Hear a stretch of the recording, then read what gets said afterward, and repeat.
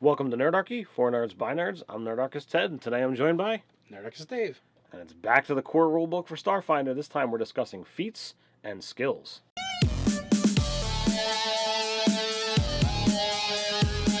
Jump down the description below where you can sign up for Nerdarchy the newsletter, get weekly gaming tips, as well as learn how to game with us. And don't forget, you can grab your copy of Starfinder with the link in the description below.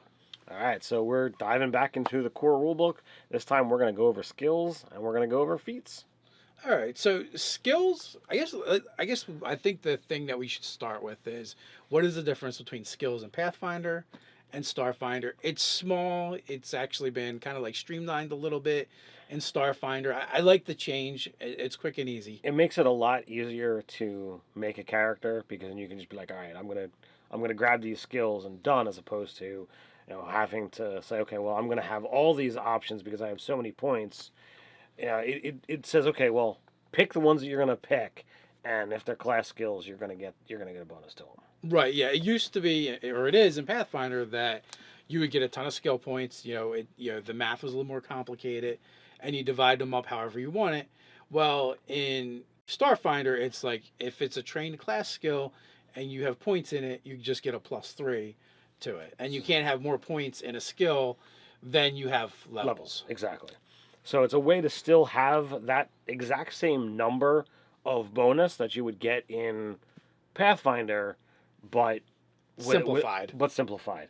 So it breaks down to, if you are trained in a skill and it is a class skill, you calculate your result by a d20 roll plus the skill ranks +3 plus your ability score modifier plus any other extraneous modifiers that you've managed to accumulate from race, class, or items. And since we're talking about actually getting bonuses to stuff more so than we have anywhere else, it's important to note that you cannot double up on the same type of bonus.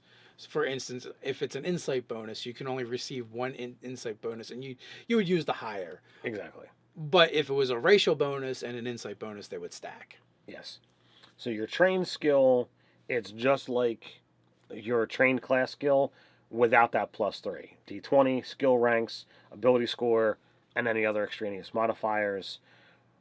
Once you drop down to this is an untrained skill, you don't have any skill ranks in it. You're not trained as a class skill, so you're not getting that +3.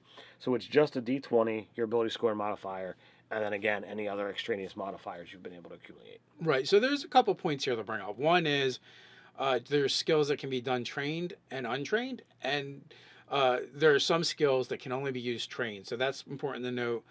The other thing is you're open to use your skill points to take any skill you want, but you don't get that +3 unless it falls under your class skills. And if you're multi-class, you just add all the skills together. You have access to all of them as class skills, but you still have to put points in them just like anything else. And to kind of reiterate, you are not going to get that +3 because it's a class skill from multiple classes. So if I take operative and envoy, and there's a skill that overlaps, and I've taken it, I'm not getting +6 to it because it's a class skill from both. It's always going to be just that +3. Exactly. So there's a couple important things that we want to go over using skills in Starfinder, and as taking 20, taking 10, and help another or aid another. So taking 10, that means you've got a little bit of time, and you're not distracted. So it's typically not going to be something that you're going to do in combat unless you've got a serious class skill or something that specifically tells you that you can do this. Usually it'd be a class feature or a special ability, yes. So you've got the time to really, move slow, take your time, and give it your all to really come up with your best roll. And in here, you're going to follow that same calculation, but as opposed to using that D20 roll, you're just going to insert a 10. So when you've got something where you've got a decent bonus and you think that the DC is 15 or less, taking 10 is almost going to guarantee you the success. You might as well just go that route rather than roll and possibly fail. Now, taking 20 is very similar, but you're taking a little bit more time to do it, and you actually just keep doing the same task until you do it perfectly. So instead of getting a 10, you get a 20, and you get the actually get the highest result you can possibly get. Now there's some instances where you're just not going to be able to do that, and your game master will let you know. So it means you're taking the more time, and you're possibly failing over and over again. So this can only be done on skills where if you fail once, it's over. That's not going to be able to work. It's has got to be something where you can just keep trying until it works. So then we have aid another, and that's essentially when two characters have the same skill, or it's a skill that can be done untrained, and one of them wants to assist the other and give them a +2 bonus. So you have to you as the one aiding. You use your action, and you have to hit a skill roll of a DC 10, typically pretty easy. You can't take 10 on this roll, or 20, and the person has to use that check within the next round. Now, if the other person is doing a take 10 or take 20, you can still aid them. It's just you're aiding them for the duration, and they're still going to be able to apply the bonus as long as you've made your check at that DC 10. Something completely new to Starfinder, and it's different than Pathfinder, is going to be using your skills in space combat. So you're going to have to deal with things like piloting and engineering and computers over the course of a space battle, because if you've watched any of these sci-fi shows where you do ship-to-ship combat, there's always something that's broken. There's always something that needs to be, interconnected or fixed while the battle is going on. So they kind of incorporate all the different roles of Starfinder, into that battle. Okay, well, you've got a pilot, you've got a gunner, you've got an engineer, and they're off doing the things that need to be done, even if they're in different places of the ship to make it happen. Yeah. So one of the cool things is, typically you're going to use your attack bonus to make attacks.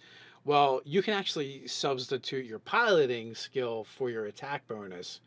So if you're not a character class that gets the best attack bonus, you can still be an ace pilot and gunner. Yes. So with that, I think that pretty much covers skills without going into all the individual ones. But that's how they pretty much work.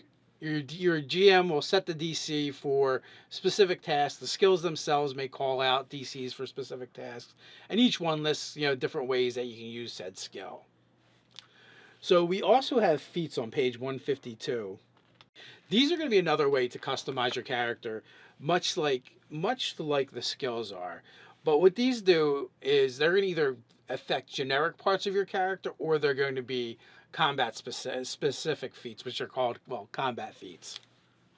So these things are, as you would expect, a lot of Pathfinder feats are going to overlap here because you're getting involved in combat and what have you, and it's still going to follow the same setup. You're still going to have things that have prerequisites, whether it be a stat or a previous feat or ranks in particular skills. If you don't meet those requirements, you can't take that feat. If somehow something changes and you no longer have access to those prerequisites, you temporarily no longer have access to that feat. Now, feats are going to play a huge role in Starfinder and in your character customization. You get your first one at first level, and then every 2 levels after that, you get one. So every odd level, essentially, you get a feat. Unless you're playing a soldier, and you're going to get one at every level. Yes, and then there's other areas where you might get them as well. So this is a huge part of your character. If you're playing Starfinder, you're going to want to familiarize yourself with the feats, and also feat trees. And a feat tree is basically you have to go through a certain progression in order to take all the feats. So you're going to want to know if you have your eye on a specific feat down the road, you're going to need to know the tree that you're going to have to follow in order to get there. So it takes a little more planning. So if you're looking to be a soldier, but you want to add a little bit of mystical energy into it, you got you have minor psychic power, and major psychic power, and obviously you have to take the earlier ones in order to take the later ones. It's a small little thing, but over the course of it, you're going to get access to 0th level, 1st level, and 2nd level powers. Lot of fun to be able to add, since there's only 2 magic classes in the game. Right. So again, you're going to always want to kind of plot out your course and your choices beforehand in order to make sure your character is built the way you want it to be built. Absolutely.